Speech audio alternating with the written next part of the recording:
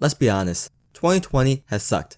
With our favorite celebrities dying, Australia on fire, and a worldwide pandemic, this decade has not gotten off to an amazing start. So what's the man to do in these trying times? Watch anime, of course. Anime has always been there for me at the most pivotal moments of my life. While it may just be seen as Japanese cartoons to some, anime has inspired me, comforted me, and taught me many life lessons that I'll remember for the rest of my time here on Earth. Now, even if I didn't include all those horrible things that have occurred in 2020 thus far, I am personally once again at a troubling point in my life. As a young man fresh out of college, I have no clue what I'm going to do with my life, much less what I want to do. Now, I know this is no unique feeling and that thousands upon thousands of people graduate every day, but because of that, I think you can all relate to how overwhelming of a feeling it is to feel lost and without purpose. So when I came across Barakamon, I was blown away by how rejuvenated the anime made me feel. It was a story of self-discovery and learning to accept one's own faults. It explored the ideas of breaking free from the mold and looking at things in a perspective that only an innocent child can. That's why today, I want to share this heartwarming feel-good anime with anyone who might need a little cheering up. So without further ado, let's jump right into the video. 23-year-old Seishu Handa is a genius calligrapher who is as tactless as he is talented. Even though he has won many awards up to this point in his life, Seishu has also fallen victim to the pitfalls of conventionality. Then when one of his pieces is criticized by none other than the art director himself, he reacts in the only way that a brilliant artist can, by socking his critic right in the face. Now, after being sent to a small village on the Goto Islands, Seishu must not only cool himself off, but also find his own distinctive style that will help him overcome the wall of conventionality. Now, if that brief description of our main character makes you think that he's hot-headed, impulsive, and socially inept, well then you'd be right. But that's where I can relate to him. Seishu is a perfectionist workaholic who will suffer for his work. He would go nights without eating and sleeping in order to produce something that he's proud of. The moment he lands on the island, he already wants to lock himself in his room and begin writing.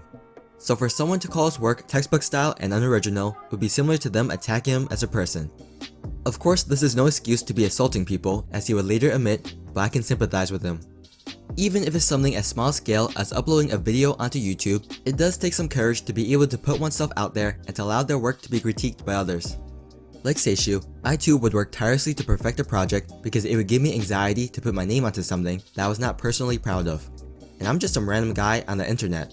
So for Seishu, a genius who's been praised for his calligraphy his whole life, it's not surprising for me to see him feel lost and hopeless once someone finally gave him an unfavorable appraisal. But to follow Seishu along his journey of self-reflection and soul-searching was nothing but satisfying. He gets thrown into a world completely new to him and receives quite the culture shock early on. No longer is he surrounded by the hustle and bustle that is Tokyo, but is instead surrounded by nature and its beautiful wildlife. This fish out of water situation is what acts as a catalyst for his incredible character development.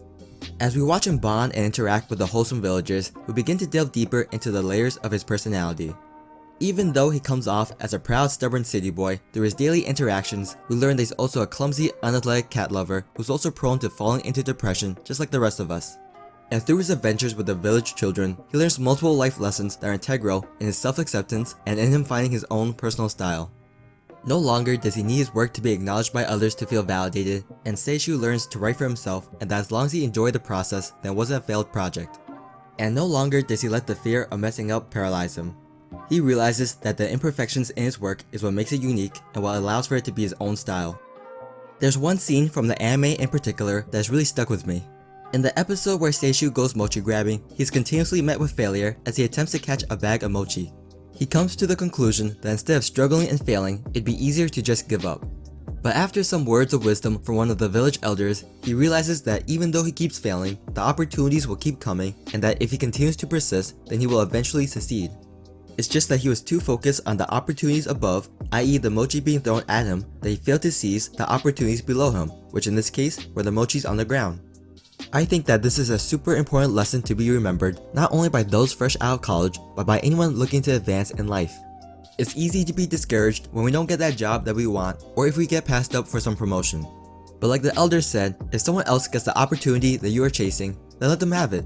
Find bigger opportunities instead. Focus on what you can get rather than what you can't have. And don't worry about getting there first. If you persist and work at your own pace, then just like Seishu, you will eventually find your own happiness. So in addition to Seishu, there's another character on the show that I found to be just as inspiring. Hero Chiquito is introduced as your average high school student who lives on the island. And well, that's the thing. He's just average. Despite always being told to work more, to try harder, and to push himself, Hiroshi always found himself to be a student who couldn't get better than a B. Throughout his whole life, he had always been characterized as mediocre, so much so they decided to give up altogether. He dyes his hair blonde, which is a typical trait for Japanese delinquents in anime, and begins to classify himself as untalented.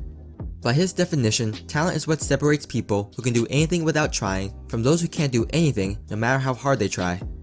But once Hiroshi stumbles upon Seishu's hectic workroom, he begins to understand what it means to be truly talented. One cannot deny that Seishu is gifted as a calligrapher, but even he has to go through many drafts, many trials and errors, and many failures before he can reach a finished product.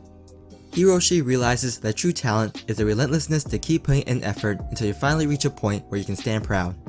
I think it's astonishing that the anime can show us how someone who's been labeled as a genius by society and someone else who's been labeled as average can both share the same feeling of self-loathing and frustration. It goes to show that you never know the struggles that a person might be going through despite how they might appear to the outside world. It also teaches us that regardless of how much talent one may have, nothing can replace old-fashioned hard work. Finally, I feel like it would be a crime to make a video on Barakamon without speaking on arguably the show's best feature, the Pier and lively village kids. Like many adults, Seishu has grown up conforming to the rules of society. So often do people become closed-minded and pessimistic as they age through life. They begin to follow the path set before them by their parents because they think that's a normal thing to do. They'll say they become more mature and realistic, but many times it's just them having their creativity stifled and them being too afraid to dream big. But through Naru and the other children, we are reminded of how liberal it is to think like an innocent child, and that by doing so, we can achieve some amazing results.